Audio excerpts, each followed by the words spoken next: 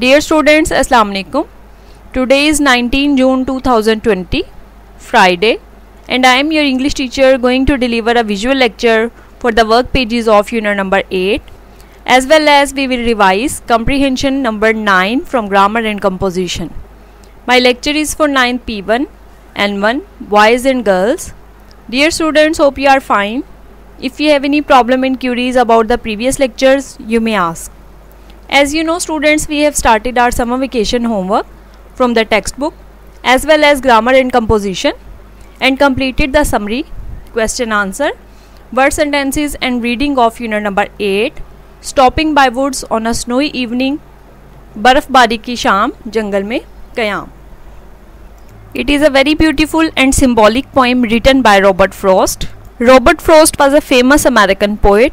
He was born in San Francisco on March 26. He was an internationally acclaimed poet who won the famous prizes for many times. His poetry focuses on the theme of nature, in which he embedded the contemporary and philosophical issues of his time. He died in Boston on January 29. There are many other poems by Robert Frost like After Apple Picking, Mending Walls, and The Road Not Taken.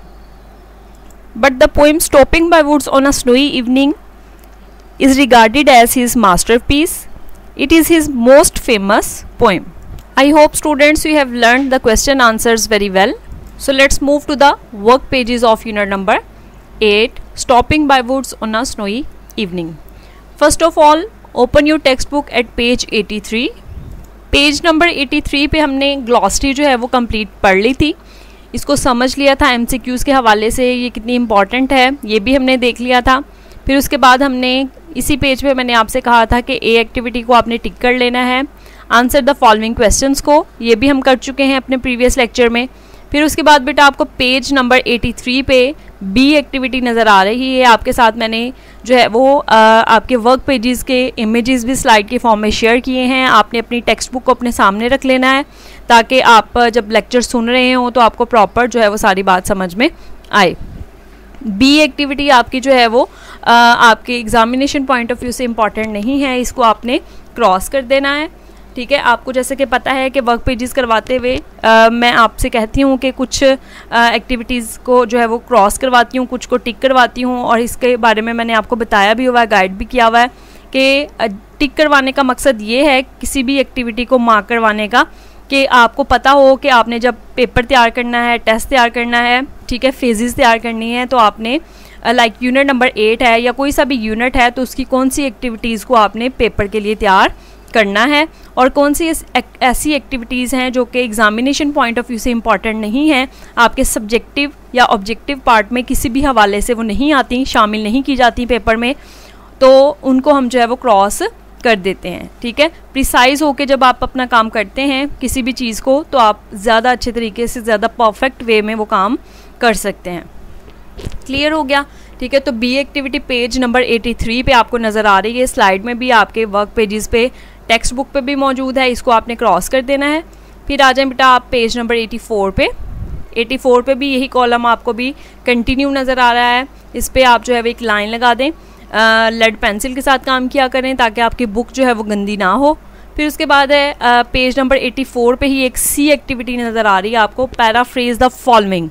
ठीक है, paraphrase the following means, इसका मतलब होता है जैसा कि आपको पता है आपके एनुअल पेपर में सब्जेक्टिव पार्ट में क्वेश्चन जो है वो समरी वाला, जो पोएम से रिलेटेड मेजर क्वेश्चन है वो समरी वाला होता है, और उसमें पेपर पैटर्न दिखाते हुए मैंने आपको बताया था कि समरी के साथ आपकी जो है वो स्टेंजा की या होती है और होता है, लेकिन उसमें से हम सिर्फ और सिर्फ जो है वो समरी वाला क्वेश्चन जो है वो अटैम्प्ट करते हैं, और जो और में स्टेंजा आपको आया होता है एक्सप्लेन करने के लिए उसको हम अटैम्प्ट नहीं करते. ठीक है, तो उसी से रिलेटेड ये एक्टिविटी है, सी वाली आपकी स्टेंजा आपको गिवन है. ठीक है, आपने इसको पैराफ्रेज करना है. इस एक्टिविटी को क्रॉस कर दें क्योंकि हमने इसको पेपर पैटर्न के हवाले से तैयार नहीं किया. फिर उसके बाद आ जाएं वोकैबुलरी की तरफ, जिसमें एलिट्रेशन और इमेजरी डिस्कस की गई है. एलिट्रेशन के बारे में भी मैंने आपको बताया था कि जब जो है वो कोई कांस्टेंट साउंड जो है वो प्रोड्यूस की जा रही हो, यानी बार बार एक ही साउंड की रेपिटेशन आपको नज़र आए, तो उसको हम जो है वो एलिट्रेशन बोलते हैं. इमेजरी हमने फिगर्स ऑफ स्पीच में यूनिट नंबर 5 की एक्सरसाइज में पढ़ा था कि ये वो फिगर ऑफ स्पीच है, यानी ये लैंग्वेज टेक्निक्स होती हैं जो है वो, इसको हम कह सकते हैं सिफ्ते कलाम उर्दू में, जो कि राइटर्स जो या पोइट्स जो हैं वो इस्तेमाल करते हैं अपनी तहरीरों को मज़ीद खूबसूरत मौसर बनाने के लिए, अट्रैक्टिव बनाने के लिए, ठीक है, और रीडर्स की तवज्जो जो है वो अपनी तहरीरों की तरफ करने के लिए। ठीक हो गया। तो उन्हीं में से एक इमेजरी है। इमेजरी को हमने डिटेल में डिस्कस किया था कि जब भी कोई पोएट या राइटर जो है वो अल्फाज को इस तरह से इस्तेमाल करे कि वो रीडर की जो 5 सेंसेस हैं, यानी टच, टेस्ट, साउंड की जो है वो या देखने की जो सलाहियत है, विजुअल सेंस है, इन सब का इस्तेमाल करे और रीडर के माइंड पे कोई भी मेंटल इमेजेस क्रिएट करे, तो इसको हम, इस टेक्निक को, इस लैंग्वेज टेक्निक को हम क्या कहते हैं? इमेजरी। पेज नंबर 85 पे जो है वो आपको एग्जांपल्स दी गई हैं, एग्जांपल्स ऑफ इमेजरी। इसको आप एक दफ़ा सिर्फ रीड आउट कर लें। इस को मैं खुद बोल के बता देती हूँ। पेपर में इस हवाले से वैसे कोई भी क्वेश्चन जो है वो नहीं आता, फिर भी आपको पता होना चाहिए कि विजुअल इमेजरीज कौन सी हैं। ऑडिटरी यानी सुनने से मुतल्लिक, विजुअल देखने से मुतल्लिक, स्मेल सूंघने से मुतल्लिक जो है वो स्मेल, और टेस्ट आपकी चखने से मुतल्लिक है, टच छूने से मुतल्लिक। ठीक है, एग्जांपल्स दी गई हैं आपको। फिर पेज नंबर, इसी पेज पे जो है वो आपको ए और बी एक्टिविटी नज़र आ रही है कि underline the word and phrases. इसको क्रॉस कर दें। बी एक्टिविटी है identify alliteration and metaphors in the poem, इसको भी क्रॉस कर दें आप। फिर उसके बाद आपको एक सी एक्टिविटी पेज नंबर 85 पे ही नज़र आ रही है, जिसको आपने टिक कर लेना है। एक कॉलम दिया गया है जिसमें आपको वर्ड्स अपोजिट यानी अल्फाज मुतजाद दिए गए हैं। ठीक है, आपका ये क्वेश्चन जो है वो MCQs की फॉर्म में आ सकता है। कौन से पोर्शन में? ऑब्जेक्टिव पार्ट जो है उसका जो थर्ड पोर्शन है आपका सिनोनिम्स वाला। ठीक है, वर्ब और स्पेलिंग के बाद जो तीसरा पोर्शन आता है जो कि 5 मार्क्स का आपका होता है, उसमें सिनोनिम्स या एंटोनिम्स आ सकते हैं। जैसे कि मैंने आपको बताया था, कल भी आपको ये बात बताई थी कि सम टाइम पूरा सेंटेंस दिया होता है और उसमें से लफ्ज़ अंडरलाइन किया हुआ होता है, और सम टाइम जो है वो एक लफ्ज़ दिया हुआ होता है जिसका सिनोनिम या एंटोनिम आपसे पूछा गया होता है। ठीक है, तो ये आप चाहे एक्टिविटी के सामने लिख भी लें कि आपने जो है इसको किस हवाले से तैयार करना है, आप लिख लें इसके सामने के फॉर सिनोनिम MCQs ब्रैकेट में लिख लें। आपको एनुअल पेपर की या फेजेस की तैयारी या टेस्ट की तैयारी करते हुए याद रहेगा कि आपने इसको कैसे तैयार करना है। कॉलम ए और कॉलम बी, इसको आप लाइन लगा के चाहे मैच कर लें या 1 2 3 लिख के मैच कर लें। मैं रिपीट कर रही हूँ, इसको जो है वो आपने लिखते जाना है, अपनी बुक के ऊपर ही सॉल्व करना है, लिखने वाला काम नहीं है। पहला वर्ड है यहाँ पे विलेज। विलेज का जो है वो अपोजिट यानी उलट क्या होता है? सिटी। ठीक है, विलेज गांव, और शहर की इंग्लिश क्या होती है? सिटी। फिर है स्टॉपिंग, रुकना, और इसका अपोजिट क्या होगा? कॉलम बी में आपको नज़र आ रहा है मूविंग, इसको इसके साथ मैच करें। फिर उसके बाद आ जाएं आप, नेक्स्ट लिखा हुआ है वर्ड स्नो। स्नो जिसका मतलब होता है बर्फ़।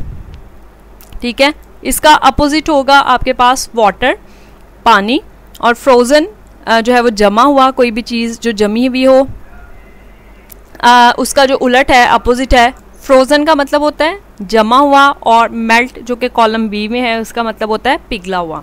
ठीक है, फिर उसके बाद है डार्केस्ट, तारीख। इसके लिए आपके पास जो है वो अपोजिट या मुतजाद जो है वो आएगा हमारे पास ब्राइटेस्ट। ठीक है, फिर है साउंड, आवाज़।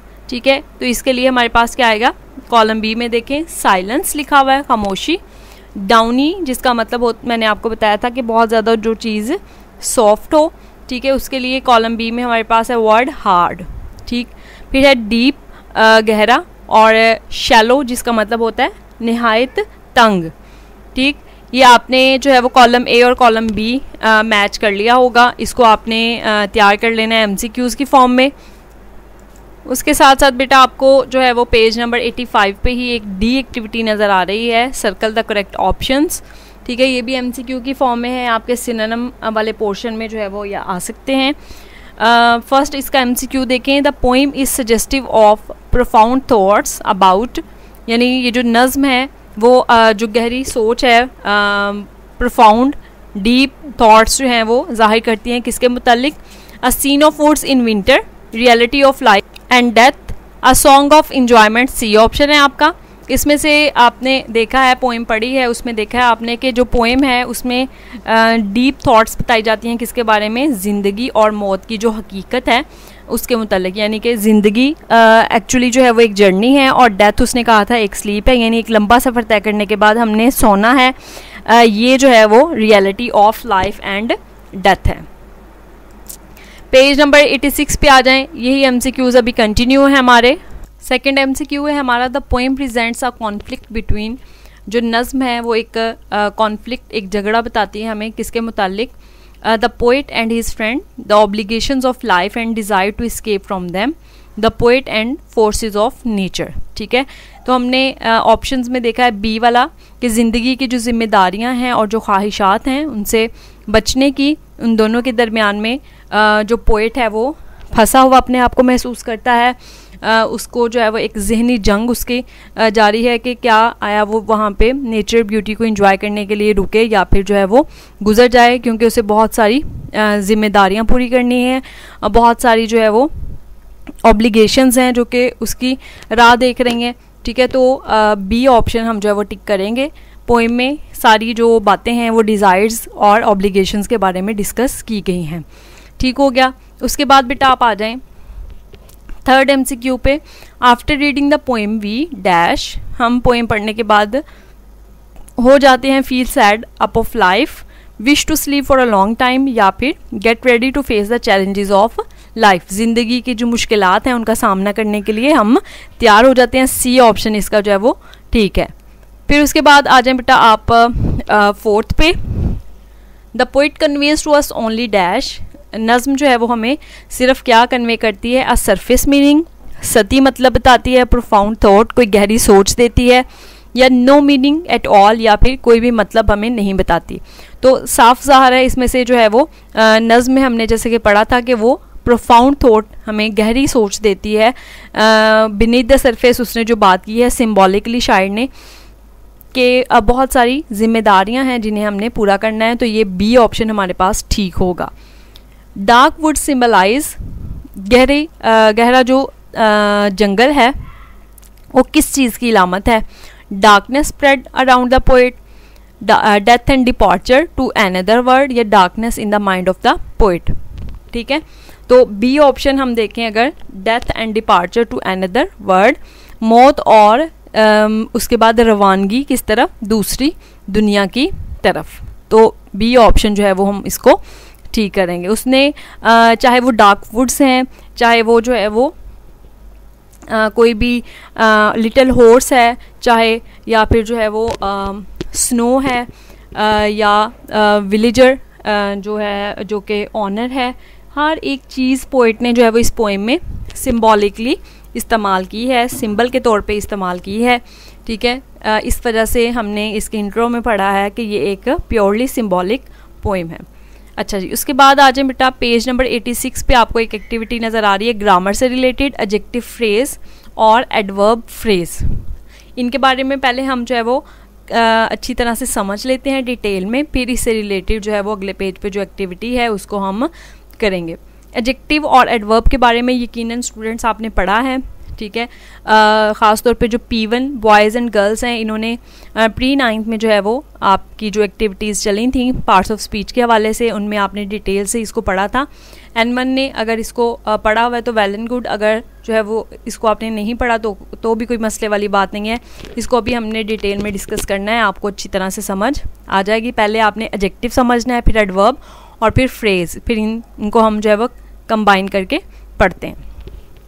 पार्ट्स ऑफ स्पीच आपको पता है, मैंने आपको नाउन और प्रोनाउन करवाते हुए बताया कि पार्ट्स ऑफ स्पीच जो है वो अज्जाए कलाम को कहते हैं।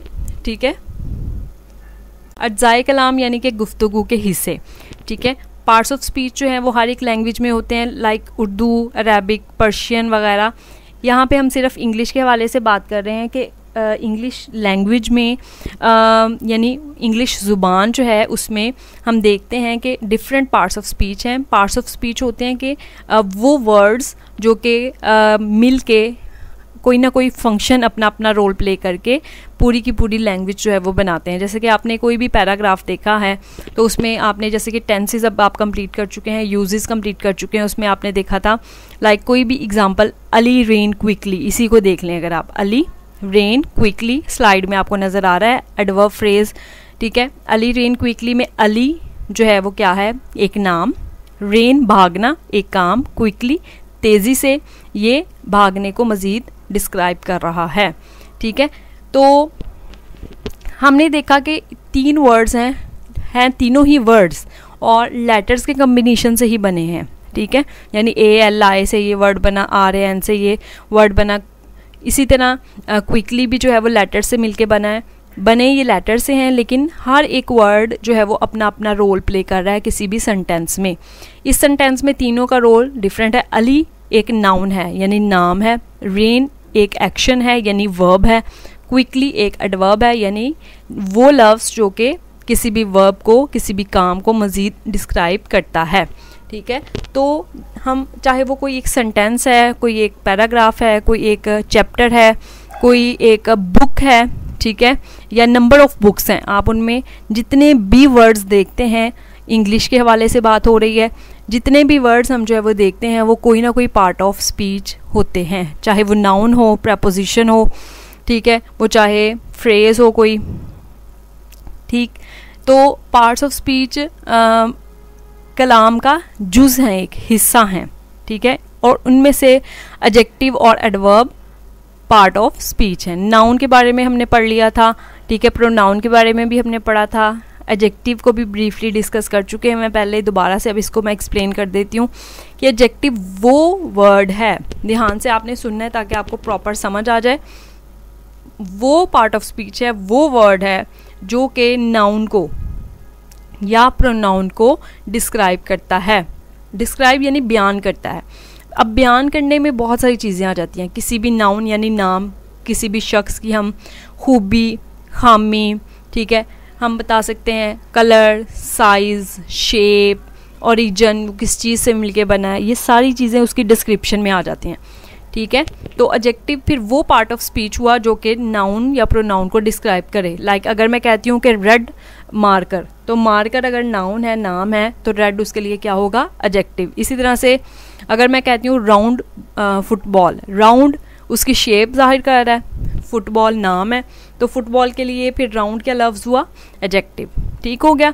तो एडजेक्टिव की बात समझ में आ गई कि वो word, the word which describes any noun और प्रोनाउन। फ्रेज क्या है, अब फ्रेज दोनों लफ्ज़ों के साथ लिखा हुआ आपको नज़र आ रहा है, ये है एक ग्रुप ऑफ वर्ड, ठीक है, एक ग्रुप ऑफ वर्ड जो कि कंप्लीट मीनिंग हमें नहीं देता, ठीक है। सेंटेंस भी एक ग्रुप ऑफ वर्ड है, अल्फाज का मजमुआ है, लेकिन वो हमें एक पूरा मतलब समझाता है। फ्रेज लेकिन उसके बरक्स अल्फाज का मजमुआ है लेकिन कंप्लीट मीनिंग हमें नहीं देता। तो एडजेक्टिव फ्रेज क्या हुआ कि वो ग्रुप ऑफ वर्ड जो कि एडजेक्टिव का रोल प्ले करे। An adjective phrase is a group of word that does the work of an adjective. वो एडजेक्टिव फ्रेज उस ग्रुप ऑफ वर्ड यानी अल्फाज के मजमूए को कहते हैं जो कि एडजेक्टिव का काम करे। अब एडजेक्टिव का क्या काम है, मैंने आपको बता दिया कि वो नाउन या प्रोनाउन को डिस्क्राइब करने का काम करता है। लाइक एग्जाम्पल है, I like to see a smiling face. अगर एक लफ्ज़ हो जो डिस्क्रिप्शन कर रहा है तो वो एडजेक्टिव, अगर एक से ज़्यादा लफ्ज़ हों, ठीक है, और डिस्क्रिप्शन कर रहे हो किसी चीज़ की, तो वो एडजेक्टिव फ्रेज होंगे। I like to see a face with a smile on it, दोनों का मतलब चाहे एक ही है, मुस्कुराता हुआ, ठीक है, लेकिन वो चूँकि एक लफ्ज़ था और ये अल्फाज का मजमुआ है, इस वजह से हम इसे एडजेक्टिव फ्रेज बोलेंगे, ठीक। इसी तरह से एडवर्ब की तरफ आ जाएं। अब एडवर्ब, वर्ब के बारे में तो आपने सुन लिया कि ये एक्शन वर्ड है एक, ठीक है, और एडवर्ब क्या होगा, वो पार्ट ऑफ स्पीच, वो वर्ड जो कि किसी भी एक्शन को, किसी भी फेल को, किसी भी वर्ब को जो है वो डिस्क्राइब मज़ीद करता है। लाइक उसके मैनर के बारे में, उसके के काम किस वक्त हुआ, काम किस जगह पे हुआ, किस तरीके से काम हुआ, किस हद तक काम हुआ, कितनी दफ़ा हुआ, ठीक है, ये सारी हमें बताता है। यानी मैनर, ठीक है, प्लेस, टाइम, डिग्री, फ्रीक्वेंसी हमें वर्ब की काम की बताए, वो होता है एडवर्ब।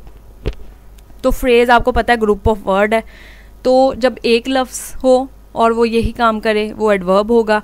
जब ज़्यादा अल्फाज हों, अल्फाज का मजमुआ हो और यही काम करें, यही काम कौन सा, वर्ब को एक्सप्लेन करने का, तो वो क्या होगा, एडवर्ब फ्रेज। उसकी डेफिनेशन भी लिखी हुई है, an adverb phrase is a group of word that does the work of an adverb. Example, Ali rain quickly, Ali तेज़ भागता है। क्विकली लव्स जो है वो एडवर्ब है, और Ali ran at a great speed, at a great speed वही बात कर रहा है कि तेज़ रफ्तार से भागता है ये, लेकिन ये अल्फाज का मजमुआ है, इस वजह से हम इसे एडवर्ब फ्रेज कहेंगे। अब इससे रिलेटेड आपकी एक्टिविटी है आगे पेज नंबर 87 पे, जिसको हमने करना है। अगर एडजेक्टिव फ्रेज़ या एडवर्ब फ्रेज़ के हवाले से आपको बात कोई भी किसी किस्म की समझ नहीं आई तो आप मुझसे कांटेक्ट करके मुझसे पूछ सकते हैं, लेकिन समझ आना जो है वो बहुत ज़रूरी है, क्योंकि इससे रिलेटेड एमसीक्यूज़ आपके जो है वो आपके पेपर में एमसीक्यूज़ वाले पार्ट में, जो लास्ट वाला ग्रामर का पार्ट है उसमें ये आ जाया करते हैं, और बहुत ज़्यादा अहम कॉन्सेप्ट हैं। पेपर के हवाले से तो बेटा आपने इनको तैयार करना ही होता है, लेकिन चूँकि आपको पता है कि आप ग्रामेटिकल कॉन्सेप्ट कोई सा भी मैंने आपको समझाया हुआ है कि सिर्फ पास होने के लिए नहीं आपने समझना होता, या आपने जो है वो लर्निंग के लिए समझना होता है। तो इसलिए फ़ोकस किया करें, एक्टिविटीज़ करना हमारा मकसद नहीं है बल्कि सीखना हमारा मकसद है। तो पेज नंबर 87 पे देखें आप, replace each of the following underline adjective phrase by an adjective, यानी अल्फाज का मजमुआ दिया हुआ है, आपने उसको एक सिंगल वर्ड में जो है वो एक्सप्लेन करना है। मैं लफ्ज़ बोलूँगी और पोजीशन भी बताऊँगी, एरो आपने बेटा साथ साथ लगाते जाना है, ठीक है, जहाँ पे आपको पोजीशन में एडवर्ब की बताऊँगी। इसमें जो अंडरलाइन किए हुए वर्ड्स हैं वो एडजेक्टिव फ्रेजेस हैं, लाइक मेड ऑफ सिल्क आपका पहले सेंटेंस में लिखा हुआ है, ठीक है, आपने इसको जो है वो चेंज करना है एडवर्ब की फॉर्म में।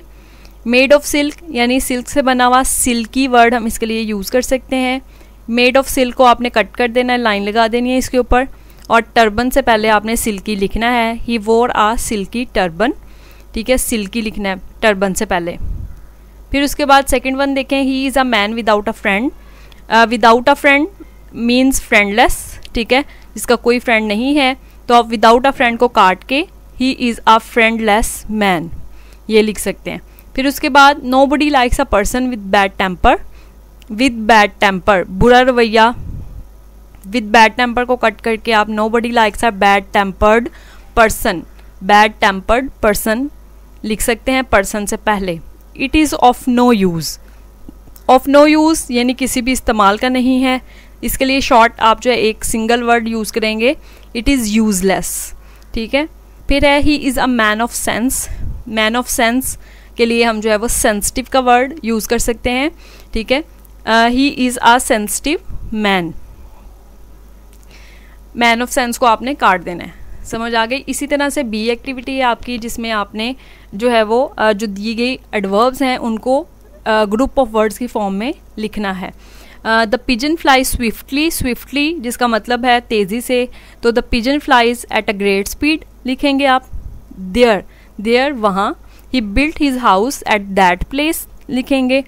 ही ट्राइड हार्ड, हार्ड यानी कि मेहनत से, सख्त मेहनत से। He tried with great effort लिखेंगे आप, विद ग्रेट एफर्ट। फिर है he spoke eloquently, spoke eloquently यानी कि फ्लुएंसी से। इन फुल फ्लो भी लिख सकते हैं, या इन फ्लुएंटली भी लिख सकते हैं आप। इसके साथ साथ आपका जो है वो फिफ्थ वाला देखें, डिड सारा बिहेव वेल, वेल के लिए जो है वो आप इसको रिप्लेस कर सकते हैं वर्ड जो है वो इन अ गुड वे में। बाकी जो 87 पेज पे राइटिंग स्किल्स हैं इसको आपने क्रॉस कर देना है, 88 पेज को भी आपने कम्प्लीटली क्रॉस कर देना है। उसके बाद ग्रामर एंड कंपोजिशन पे जो है वो हम कर रहे थे कम्प्रीहेंशन पैसेजेस जो सॉल्व्ड थे। कम्प्रीहेंशन पैसेज नंबर हमने आज 9 करना है। डायरी आपने अपनी डायरी में नोट डाउन कर लेनी है। यूनिट नंबर 8 के वर्क पेजेस किए हैं जिनकी प्रैक्टिस करनी है आपने। इसके साथ साथ कम्प्रीहेंशन पैसेज नंबर 9 जो सॉल्व्ड वाला है उसको आपने रिवाइज करना है properly. Thank you so much students. If you have any problem in queries you may ask in comments. Allah Taala आप सबको अपनी हिफ्ज़-ओ-अमान में रखे।